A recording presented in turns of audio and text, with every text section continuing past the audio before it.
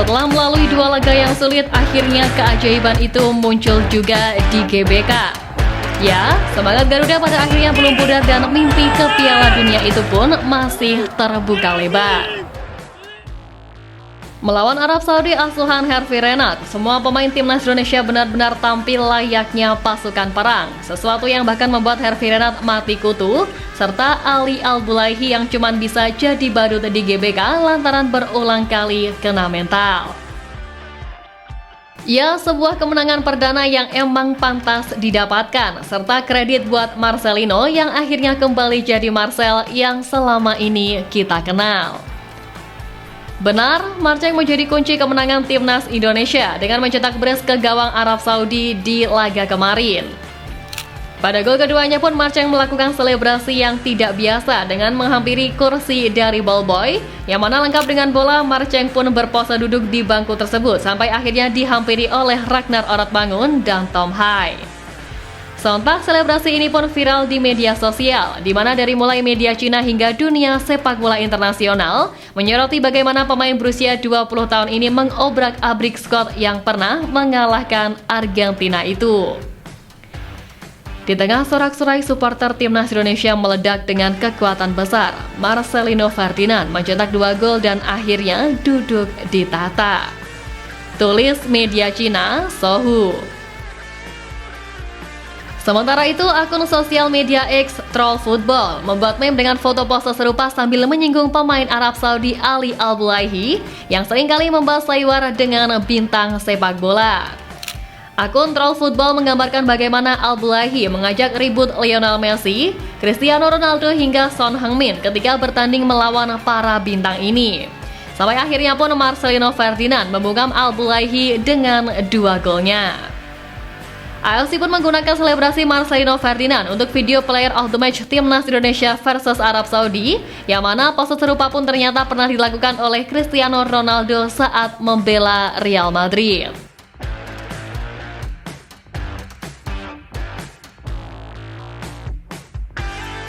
Jelas performa yang ditampilkan oleh bintang muda timnas ini akan menjadi euforia selama beberapa hari ke depan.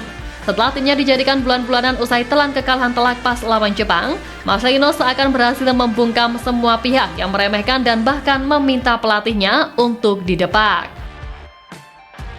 Sorotan pada Marceng ini tak hanya ditunjukkan oleh media-media internasional, pemain top dunia Erling Haaland bahkan ikut nimbrung di unggahan foto editan Marcelino Ferdinand yang berhasil meraih Ballon d'Or dan ramai beredar di media sosial. Ya, pada unggahan akun Instagram 433 yang sering membahas soal sepak bola dengan perspektif lebih santai, akun tersebut membuat foto yang menampilkan Marcelino Ferdinand meraih Ballon d'Or 2025. Bahkan unggahan itu pun saat ini telah disukai sebanyak 1 juta lebih pengguna dan lebih dari 50.000 komentar menghiasi. Pemenang Ballon d'Or 2025 telah dikonfirmasi. Tulis 433 di captionnya. Nah, disinilah penyerang Manchester City Erling Haaland ikut memberikan likes pada unggahan tersebut yang sontak membuat netizen Indonesia ramai-ramai memberikan tanggapan. Dari hal ini jelas memperlihatkan kalau kemenangan timnas benar-benar menjadikan Indonesia makin dikenal oleh publik dunia, sekaligus juga membuktikan kalau Koshin tak omong kosong soal ucapannya. Ya, sebelumnya dalam wawancara dengan media Korea Selatan, Koshin mengakui bahwa Jepang adalah tim yang sulit dikalahkan di grup ini. Tapi Koshin mengaku memiliki pengalaman yang cukup apik ketika bersua Arab Saudi di laga pertama, sehingga bisa dijadikan strategi yang lebih matang di laga kedua. Sebenarnya Jepang adalah tim yang tidak ada duanya, namun kami punya pengalaman bermain bagus melawan Arab Saudi di laga tandang. Jika kami bisa menghambat ritme khas mereka, kami punya peluang, ujarnya beberapa waktu lalu. Dan benar saja, strategi tersebut terbukti ampuh, terutama dengan serangan balik cepat yang menjadi kunci kemenangan. Sintayong berhasil mengubah tekanan menjadi motivasi untuk para pemain, di mana penampilan luar biasa Marcelino Ferdinand dan Calvin Verdong menjadi bukti bahwa strategi Sintayong membawa hasil positif.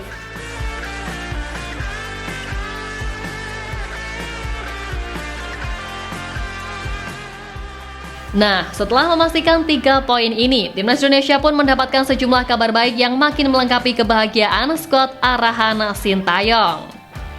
Pertama, kehadiran pemain naturalisasi baru. Kabar baik pertama tentu datang dari kehadiran calon pemain naturalisasi anyar yang kemungkinan bakal memperkuat Timnas Indonesia di laga berikutnya. Satu nama yang telah dikonfirmasi akan dinaturalisasi adalah Ole Romani, striker FC Utrecht yang terlihat sudah bertemu dengan Erick Thohir beberapa waktu lalu. Dengan jam terbang dan juga pengalamannya di Eropa, kehadiran Ole Romani diprediksi bisa mempertajam lini depan Timnas Indonesia saat hadapi Australia di laga mendatang. Kedua, ranking FIFA melejit. Ya, dengan kemenangan ini ranking FIFA Timnas Indonesia pun dipastikan bakal melejit. Sebab sebelum laga menghadapi Arab Saudi, skuad Garuda masih tertahan di urutan ke-130 FIFA dengan torehan 1118,87 poin. Tapi usai menang melawan Arab Saudi, perolehan poin Timnas Indonesia pun meningkat drastis menjadi 1135,11 angka. Yang mana ini pun menjadikan skuad Garuda naik 3 peringkat ke posisi 127 FIFA dan kembali mengungguli Malaysia yang berada di urutan ke-132. Ketiga, naik ke urutan 3 klasemen grup C. Posisi Timnas Indonesia pun kini tentu makin nyaman di klasemen grup C dengan naik ke urutan ketiga. Saat ini tim Garuda total mengoleksi 6 poin dan menduduki peringkat ketiga grup C, unggul head-to-head atas Arab Saudi di peringkat keempat yang sama-sama mengoleksi 6 poin. Setelah laga menghadapi Arab Saudi, posisi Timnas Indonesia sejatinya masih berpotensi digeser Bahrain yang belum memainkan matchday ke-6 mereka. Namun Timnas Indonesia berhasil memastikan posisi 3 besar kali ini setelah Bahrain hanya bisa bermain imbang 2-2 saat menjamu Australia. Dan lebih oke-nya lagi, selain menjaga posisi 3 besar, kini Timnas Indonesia pun hanya berselisih 1 angka dari Australia yang berada di urutan kedua. Andai bisa menang dari Australia pada matchday ke-7, maka Timnas Indonesia bakal merangsek ke urutan 2 klasemen dan makin berpotensi besar untuk lolos langsung ke Piala Dunia.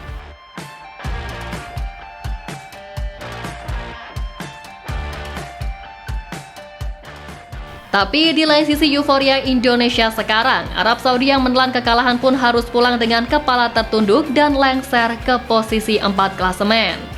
Bahkan media Arab Saudi Ar-Riyadiyah menuliskan bahwa The Green Falcons harus merasakan pahitnya kekalahan di laga tandang ini. Hal ini tak terlepas dari sebelumnya Arab Saudi yang telah mempertahankan rekor tak pernah kalah di laga tandang sejak 1 Februari 2022. Jelas hal ini membuat Arab Saudi malu sebab harus memutus rekor tak terkalahkan yang bahkan oleh negara sekelas Indonesia yang tak diunggulkan di ajang bergengsi dunia ini. Ya, terlepas dari apapun, sekali lagi selamat buat Timnas Indonesia. Inilah bukti keseriusan, semangat, tekad, nasionalisme, ambisi dan segala hal yang kalian kerahkan untuk negara.